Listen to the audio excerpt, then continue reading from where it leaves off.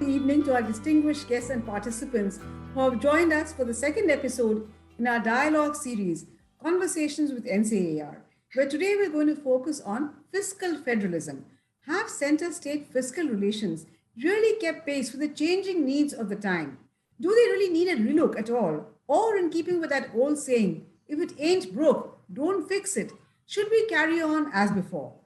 I'm particularly happy to welcome today Mr. N.K. Singh, Chairman of the 15th Finance Commission, who will be chairing our discussions, as also our esteemed panelists, Dr. Pallavivel Thiagarajan, Finance Minister, Tamil Nadu, Mr. Sushil Modi, Member of Parliament, Rajya Sabha from Bihar, former Deputy Chief Minister, Bihar, and also Chairman of the Empowered Committee of State Finance Ministers on GST, and Dr. Thomas Isaac, former Finance Minister of Kerala. But I don't wish to take up any more time in what I'm sure will be an extremely interesting and stimulating discussion on a very fascinating subject. So let me turn the floor over now to you, Mr. Singh, because Mr. Singh has a 360-degree view of an incredibly complex subject. Mr. Singh. Thank you very much, Mathli. It's a pleasure for me to be here on a subject to some extent on which I have extensively spoken, extensively written, and so on. But this is an evergreen subject because I think that the interest in the broader issues of center-state relations only get triggered with more and more complexities coming to the forefront. I have the privilege of having three very distinguished panelists or commentators. I would like to hear them for their initial comments, and thereafter either I could ask questions or interject, or in any way some questions do come up from those who have logged in. We can address them either by the panelists or perhaps making me make some comment. So with these words, I want to thank the NCAER for this opportunity to talk and air some views on the complexities of federal finance and the overall model of the fiscal federalism as has evolved in the last 74 years or so. These may not be the only challenges. There are other important challenges which I have not had time to address, but I would like to certainly hear the distinguished panelists. So with this, can I first request Dr. Pallavivel to make your valuable observations. Thank you, Mr. Singh. Thank you, Dr. Thomas. Thank you, Mr. Modi, for your comments. Thank you to the NCAER for inviting me. I think as somebody who has come very recently to public life and a second-term MLA and a first-time minister, it doesn't behoove me in the presence of so many distinguished, long-serving public figures to talk about philosophy so much of the Constitution. So let me just maybe play to my strengths as a 30-year expatriate, as a former banker, as a former consultant, to talk about this from simply an execution perspective, a complexity perspective, a comparison with other countries and other societies. And in passing, maybe touch a little bit on the comments made by the other panelists, the other distinguished panelists. So the first thing I would say is I completely agree with Mr. Singh about the complexity, the contradiction, and the confusing aspects of this. In particular, the complexity, I would say that as the scale of our country has grown, both in terms of the size of the economy and the population, it is inconceivable to imagine running these schemes from one point for 1.4 billion people. And why I say that is if you look all around the world, if you look at, avowedly capitalist United States of America, or distinctly through identity communist People's Republic of China, the devolution of powers from financial powers to administrative powers to states, districts, cities, panchayats is much, much higher. And, of course, that's true of most small Western European countries like Switzerland or Scandinavia, but that's not the right comparison for us. The right comparison for us is countries of hundreds of million or billion plus people. And if you look at either extreme, from regulation to banking licenses to police to taxation of direct income, many of these things reside at multiple levels. I'll just give two examples. In the United States, direct taxation happens at the federal level, at the state level, sometimes at the county level, in many cases at the city level. If you look at education policy, school boards, if you look at police hiring, it happens at the city level and maybe at the county level. If you look at sales tax, that happens at the city level, at the county level, at the state level, so forth. And if you look, let's say, at the other extreme, at China, as a former banker, you cannot get a pan-China banking license. You have to get a province-by-province banking license. The police is controlled by the city. The industrial permits are granted by the city, or at best the province. The labor laws vary. The export rules vary. All of this varies. So in that sense, I would say that we are very unique in the world in terms of how much centralization of or homogenization of policy and decision-making there is compared to any other large country. The additional complexity as far as India is concerned is, though we are a fungible federal country, in fact, we find that the movement of people is not as smooth and efficient as it should be for various reasons. So if you take, again, examples around the world, in the US, you find that the richer, more growth-oriented and more larger economy states have the greater part of the population, whether it's a California or a New York or a Texas. If you look at the relatively poorer, lower economy, lower growth states like the Heartland or the Montanas and the North Dakotas, they have very small populations and very small economies. If you look at China, because of immense migration, you find the coastal provinces where all the export activity and the manufacturing hub of the world resides is heavily densely populated, and the hinterland is not. What that does is it makes the kind of transfers, both federal, financial transfers as well as kind of administrative transfers, a lot easier when you have the mass of people and the mass of economic activity in the same place. We are a unique country where we have a disparity in that the mass of the people are often in the poorest and lowest growth and lowest size economies, at least on a per capita basis. We also have a very unique situation, just as an observation, that almost all of the direct taxation power resides with the union. And before GST, much of the indirect taxation, but after GST, some portion of the indirect taxation resides with the union. Mr. Modi ji had explained about alcohol and other things. Of course, there's still some taxation left. But because there's such a philosophical difference in the nature of direct taxation, which inherently all over the world is progressive and can easily be designed to be progressive because we identify who we're taking it from, as opposed to indirect taxation, which is inherently regressive because point of sales taxes cannot be calibrated that easily, at least in a large multi-state economy, then we have this imbalance not just in the proportion of taxation, but in the nature of taxation, that progressive taxes lie with the union almost exclusively, and only indirect and regressive taxes lie with the people. We also have this concern, which I think many people talked about, which is what percentage of the taxes are collected in cesses and surcharges that are not, into the divisible pool. What percentage of the transfers between the union and the states happen in share of taxes as opposed to in grants and schemes, and that has skewed greatly away in conjunction with the shifting of almost 23% of all union revenues into surcharges and cesses. And therefore, what is the extent of the total spending on, kind of centrally sponsored schemes that include well into the state subject list, which last year, the union government's website shows something north of 5 lakh crores was in direct benefit transfers in various forms to the states.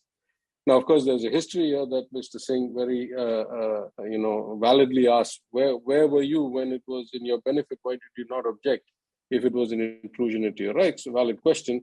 And I think others who have greater depth of experience and history than me can answer that question.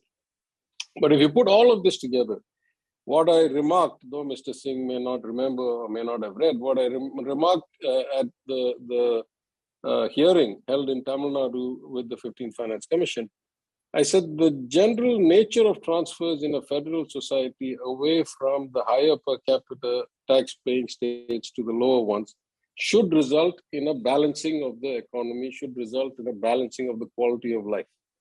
In most countries, that's true. At least if you take a 10 or 20 or 30-year horizon, you will find that in Europe, the transfers from the Germanys, Frances of the world to the Portugals, Greeces, Italys of the world resulted in a balancing of the quality of life and the economic activity and per capita statistics.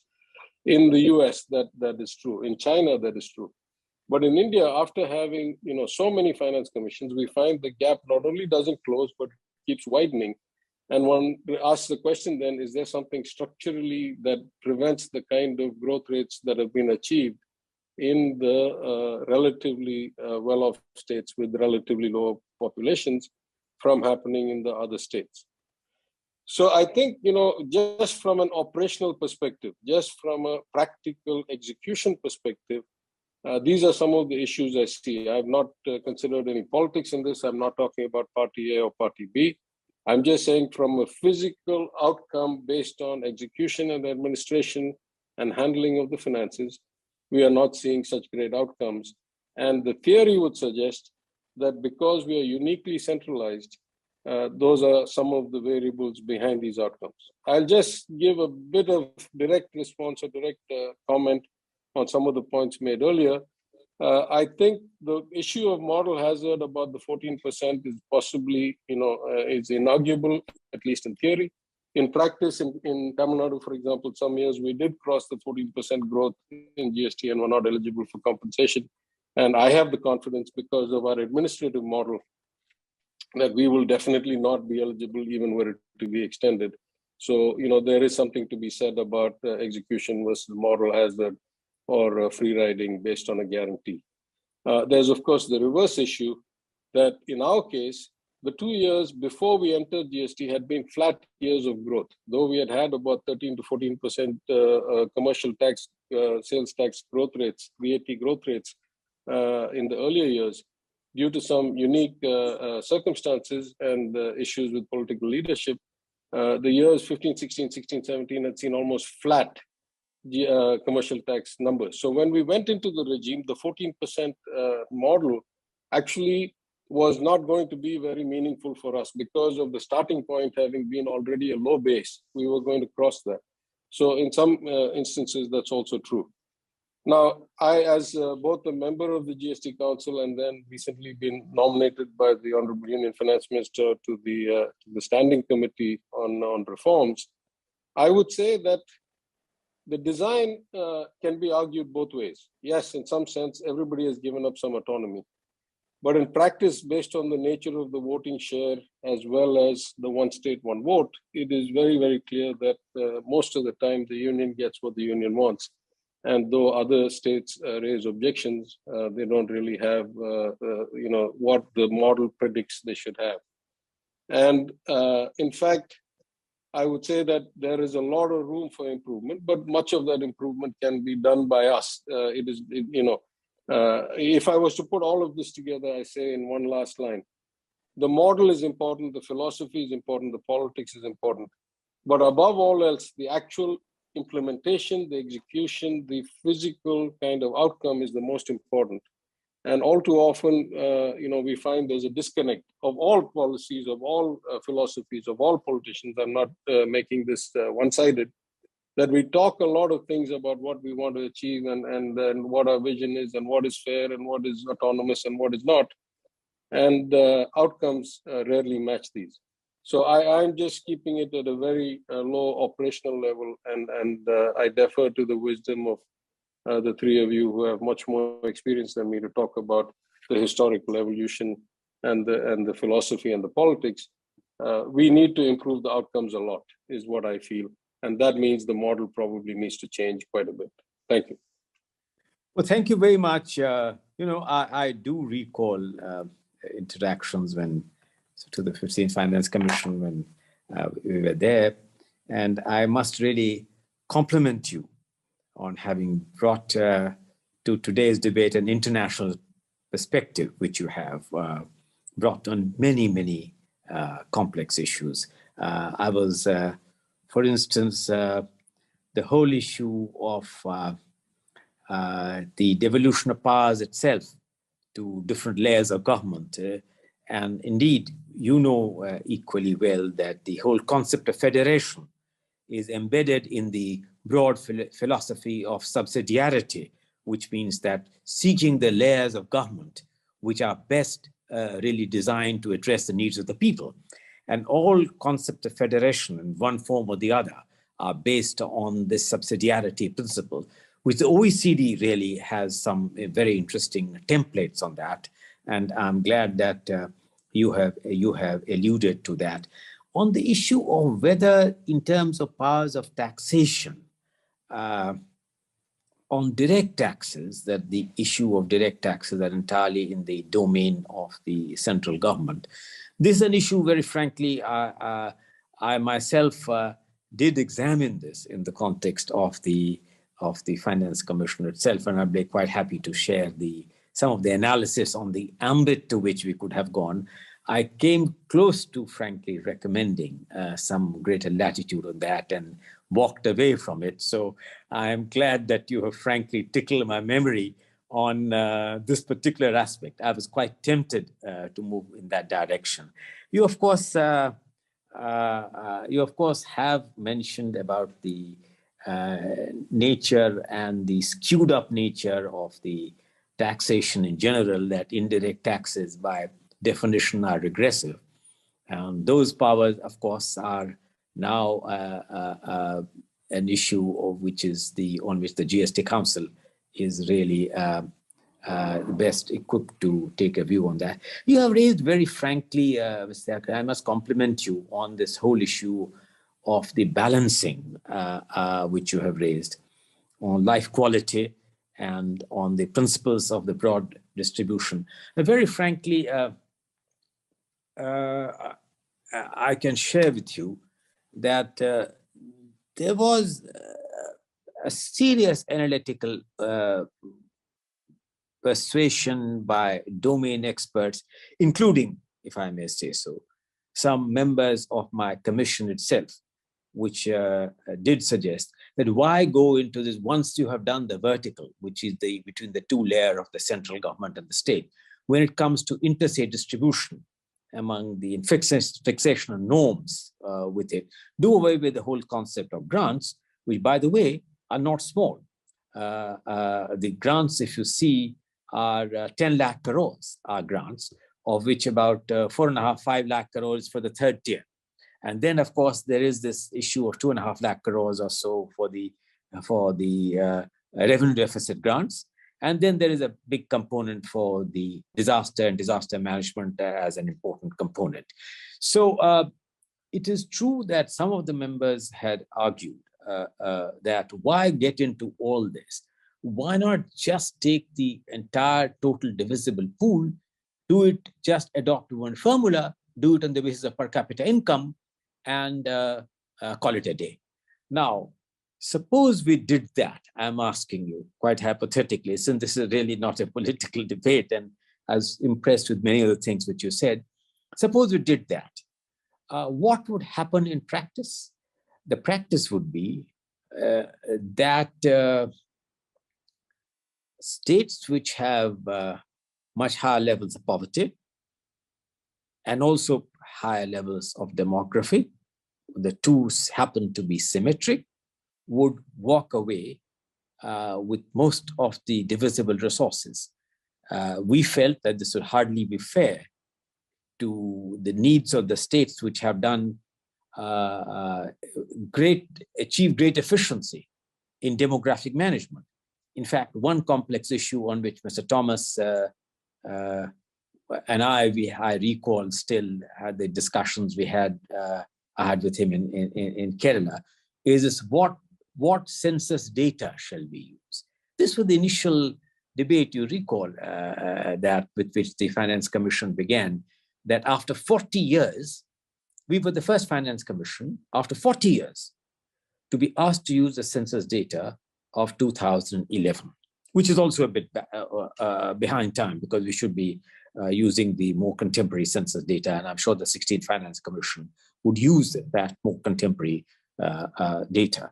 But So this whole issue that how do you balance the issue of better demographic management and rewarding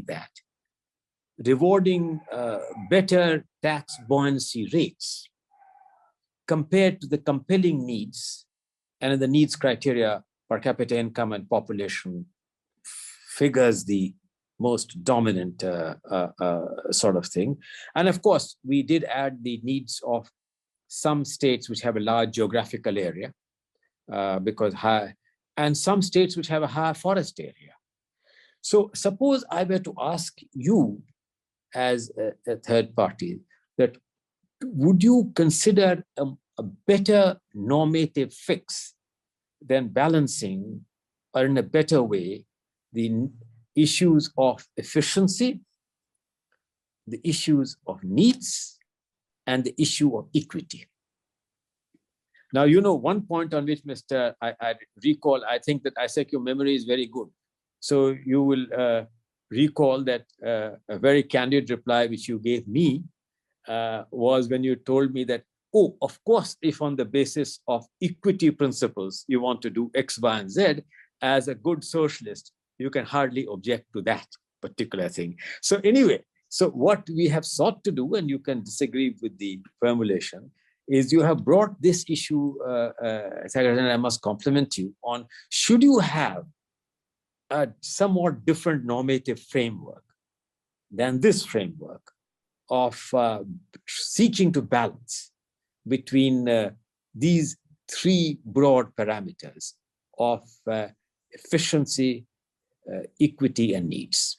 And we can have a larger debate, but I think you have brought out some very, very important part. You have also mentioned about cess and surcharge and the whole issue of whether they should or they should not form part of the deficit grants. In fact, Prasthagarajan, do you want to ask any question to any of your two? So if you don't mind, I don't have a question to ask, but I want to respond to your question, which is a very penetrating question. Of course, at a philosophical level, as a good socialist myself, I am also for redistribution. That is the job of government, at least one of the key jobs of government. The points I had made, if you remember, during the 15th Finance Commission, I had made three increasingly progressive or technical points. The first one I had made was that part of the job of the Finance Commission is to make the transfers conditional on achieving certain targets or certain goals. And that if that was the basis of trying to get more of equity at the end of the game, then we had not been very good at it as a country for the last 4 or 5 finance commissions. And I had suggested maybe instead of waiting for final stage outcomes like per capita income, we should look for proven intermediate stage outcomes like percentage of girls below the age of 15 enrolled in schools, or percentage of women who have access to primary health care in the rural villages. These are relatively well-proven intermediate stages. And if you were to reward those kinds of behaviors, maybe in the longer term, those would basically have some greater likelihood of bringing out a leveling. The second point I had made in the response there, which is again a very complex situation, is that nowhere in this calculation have we looked at the input relative to the output. And maybe there are some ways we can look at putting ceilings and floors in terms of, from the state as an aggregate in and out, as a way of also providing some equity, because the transition had been, for example, in Tamil Nadu, from roughly the percentage of our population as the share of our devolution, all the way down to about 60% or so. And it was unidirectional over 50 years or whatever, not 25 years. The third point, which was the most technical point as a former derivative trader, I had suggested that maybe you should have interim measurement variables and interim allocations, that you reset your allocations every year rather than for 5 years, because the ability to predict outcomes for 5 years forward for the union government plus 32 states is incomplete at best in most of our systems, especially because we have things like pandemics that show up in the middle. And so rather than having fixed awards, now I understand that operationally there's great complexity in this and that you'd need probably Wall Street level computer systems. But and data collection system. But those were the 3 points. So there is no easy answer to your question, which is a profound question. You have to break it down into smaller pieces and look for smaller technical or quantitative answers, is the only point I'd like to make here. I have no other questions. Thanks. I think these are all 3 very outstanding points, and I think each one deserves response on its own. If you were a fiscal romantic, federal fiscal romantic, if I put it to you that way, if you were, and by the way, Isaac is one, whether he likes it or not, I view him as a federal romantic in many ways, with no pejorative connotation. Then you would turn around to me and say, look, under the Constitution, whatever you decide is by divisible, out of the divisible pool, you want to give to the horizontal, right? After having set aside the stuff that you have given to the union, whatever is my share. After that, that share is my right. Who are you to prescribe conditions of any kind whatsoever?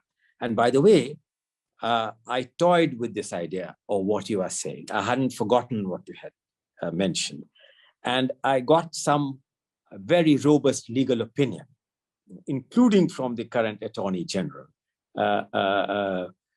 senior as he is and eminent as he is, to say that no, you can only prescribe conditions on grants.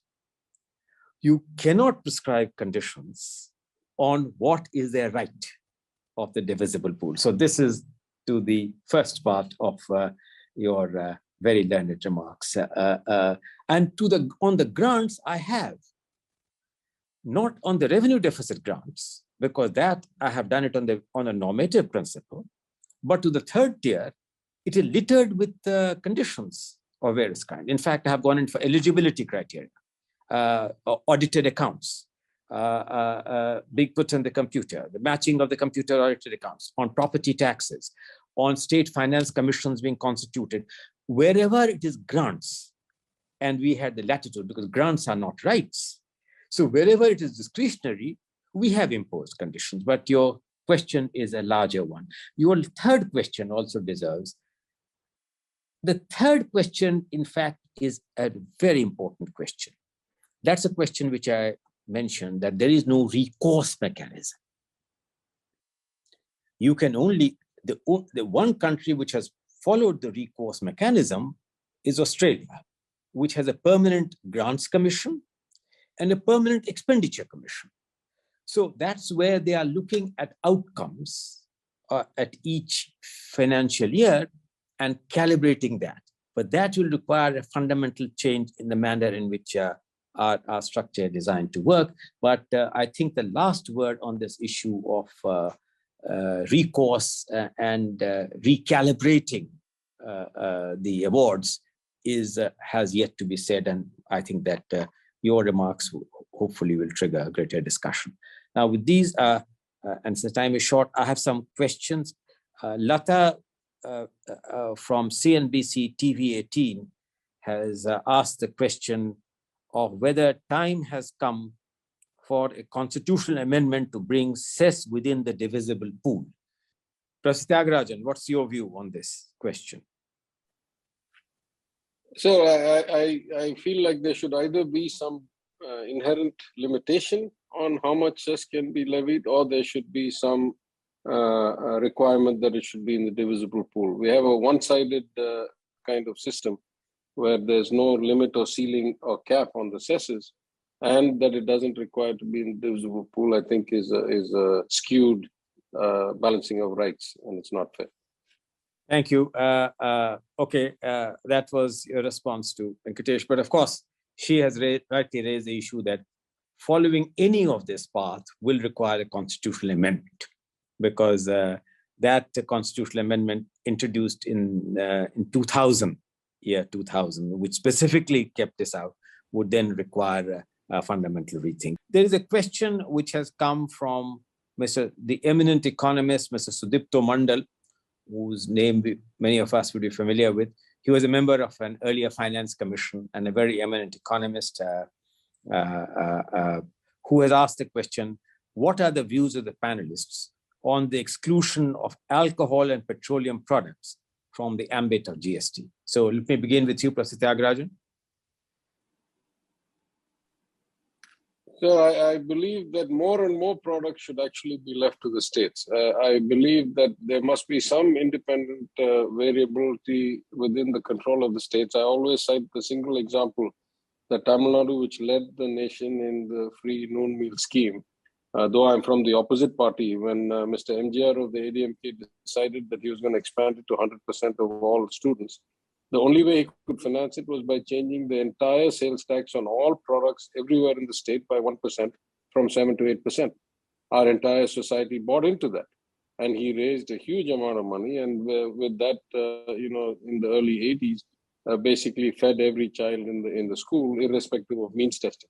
These are the kinds of decisions that states should be enabled to take. And without the power to raise or lower taxes as they see fit to their unique circumstances, they are not really equal partners as envisioned in the Constitution. So goods that are largely sold interstate, that are kind of export market, and that have some kind of a standard, validation and so forth, I can see that GST adds a lot of value. But there are a lot of things that are inherently local markets where I believe the states' rights need to be protected, because the states have to have some fiscal rights within their control. And there's a huge diversity in the states, right? I mean, whatever independence we started at, no state was more than 2:1 on any other state in any measure. Today, we are 70 years later, the ratios are 5:1, 7:1, 10:1, whether it's development index, whether it's, access to healthcare, whether it's infant mortality, whether it's per capita GSDP. So you have a situation where there's a lot of variability, and you should have the flexibility to deal with that. So I would be for more products staying within the states and less going into the GST as a fundamental principle. One question has come, it's an interesting one from Mr. Louis Tillon, which question is this. He said there seems to be some agreement among panelists about the need for federal flexibility and greater freedom for states to choose their own development path, with which he agrees. And he would like to raise a simple provocative question. Imagining for a moment a landscape of greater fiscal decentralization in India, what do panelists think should be the role of the union government in fiscal matters? For example, from the viewpoint of a state like Kerala, does the achievement of a Nordic-style welfare state in India require a particular role for the center? Now, before I request Professor Tyagarajan and Sushilji to make any comment, I'd just like to mention that all this, of course, Louis, has to be in the framework of our Constitution, because the Constitution itself prescribes many of this, and it will require very far-reaching changes if you are to alter the matrix. The other thing is, of course, the overall macroeconomic stability is the obligation and an indivisible obligation of the central government in matters of debt, fiscal issues, on keeping the overall framework, because all borrowings by the central government are upon the comfort of the Consolidated Fund of India, and all borrowings by the state are upon the comfort of the Consolidated Fund of the state government. So subject to this, of course, I think there is agreement on both Mr. Modi and Mr. Tyagarajan felt that the nature of the centrally sponsored schemes need to be calibrated and designed to suit the needs of the individual state government by providing a bouquet of choice instead of a fixed set of schemes. But Professor Tyagarajan, do you want to add anything to this in response to this question? No, I think you captured it very clearly. So there is a clear role for the union in terms of the currency, the debt, external borrowings, stabilization, interstate commerce, and so forth, which are all heavily fiscal matters. On the development side, I would say I'm more concerned about execution than I am about the philosophy of who's in power.